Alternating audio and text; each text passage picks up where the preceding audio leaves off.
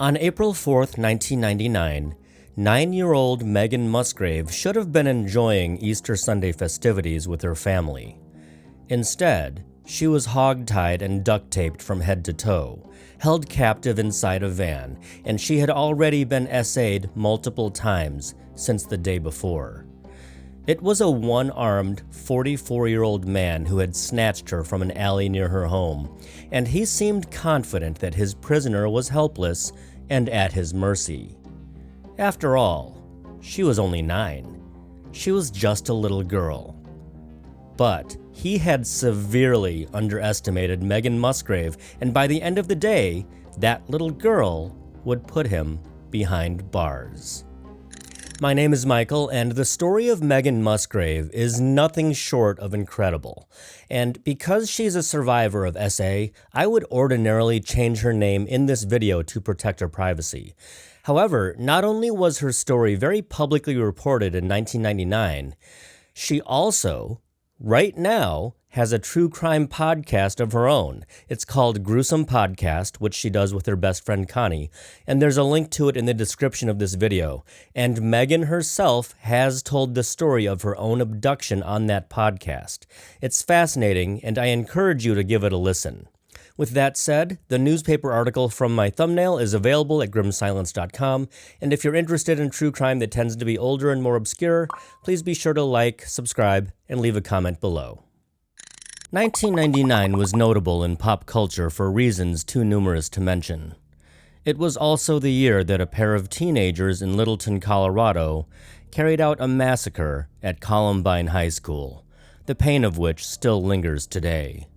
And Y2K caused a collective panic over a hypothetical computer glitch that everyone thought would cause chaos as 1999 became the year 2000. And in the spring of 1999, a very different kind of panic briefly took hold of the small rural town of Hartford City, Indiana, about an hour and a half northeast of Indianapolis. Hartford City was, by all accounts, a safe community where children regularly walked and rode their bikes with no adult supervision and not a care in the world.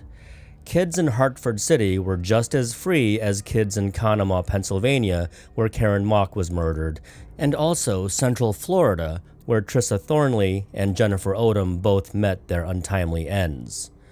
Hartford City, Indiana was a very safe place. Until it wasn't. On the morning of April 3rd, 9-year-old Megan Musgrave was bored. Her mother, Paulette Musgrave, had left the house with her younger brother, and they would be gone a while. Her father, George, was at home, but he was occupied. And so Megan asked her dad if she could walk down the street to visit a friend at a diner called Sonny's. Sonny's was owned by her friend's grandparents, and the restaurant was only 2 blocks away. It was so close that Megan could see it from her house, and she had made the trip on her own more times than she could count. With her father's blessing, Megan left her house and walked down the street.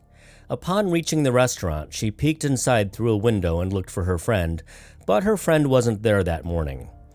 Rather than turn around and head home, Megan made the fateful decision to take a different route back to her house. Instead of retracing her steps and heading straight back home the way she came, Megan chose to take a quick detour behind the restaurant building. This area was a bit secluded and hidden from the main road that led to her home. As she walked, Megan noticed some dandelions growing in the grass. She thought they were pretty and she wanted to gather some for her mother.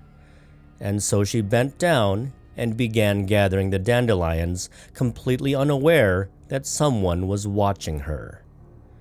From out of nowhere, a man's arm reached around her waist and lifted her off the ground. She immediately screamed, "Fire!" as she had been trained to do in case of stranger danger. But nobody heard her cries. Megan's kidnapper threw her into a van and locked the doors. By the time Megan's mom had returned home later that day, her father was starting to get worried. Paulette and George Musgrave began making phone calls, reaching out to friends and relatives who might have seen their daughter. They checked places where she might have gone, including the nearby dollar store.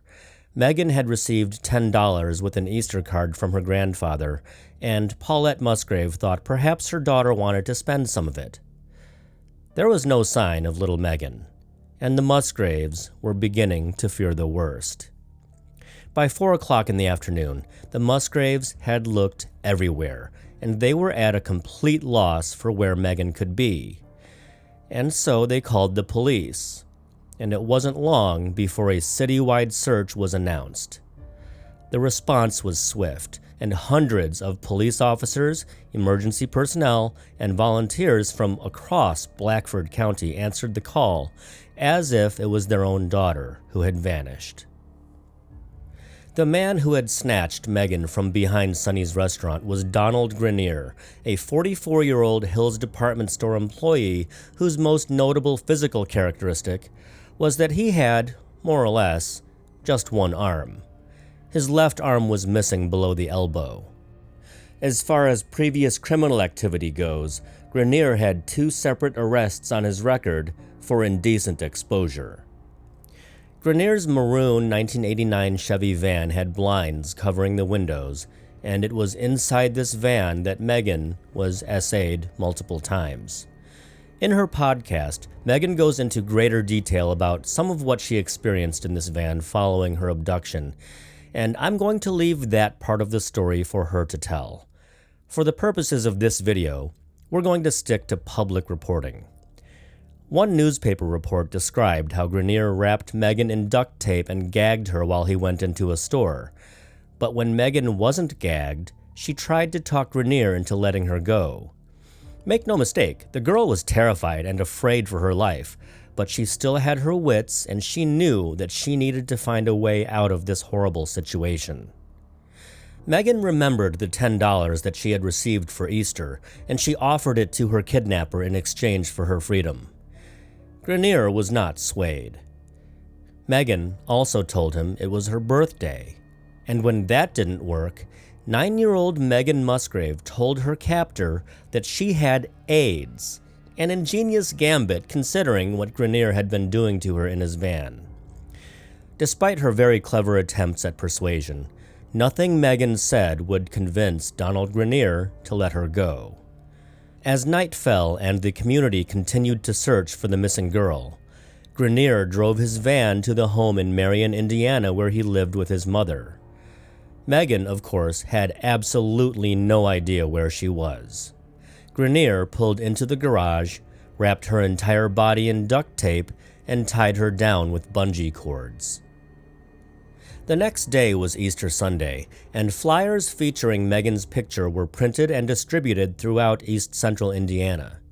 Local television stations and newspapers had picked up the story, spreading the news of Megan's disappearance as well as photos of her.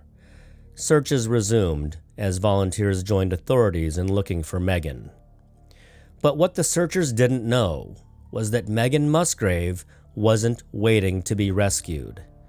No, this 9-year-old girl was done with captivity, and she was going to take action. It's not entirely clear why Donald Grenier left the little girl alone in the van, but since he lived with his mother, it seems reasonable to assume that he needed to be present in the house in order to prevent his mother from getting suspicious. Megan recognized that she had an opportunity to escape, so she quietly wriggled out of her restraints and she ran for her life. There's a whole story behind how Megan broke free from her restraints and made her way out of Grenier's garage, but none of that was reported in local media. But again, Megan does reveal quite a bit in her podcast, so you can get that part of the story directly from her. Once Megan was free, she ran and stopped at a nearby house. Nobody was home. According to one report, she ran past a dozen homes before ringing the doorbell at the home of Edwin Atkins, a 52-year-old factory worker. Megan told the Atkins family an incredible story that she had just freed herself from a van that was owned by a one-armed man. The story was outlandish, but Atkins could see the duct tape marks all over her arms and legs, and he immediately knew that this was the girl everyone in town was looking for. The Atkins family took her in and immediately offered her food and drink, neither of which Megan had been given while held captive by Grenier. Meanwhile, Edwin Atkins called the police. Megan told the police everything she could remember. She described Donald Grenier and his one arm. She described the van.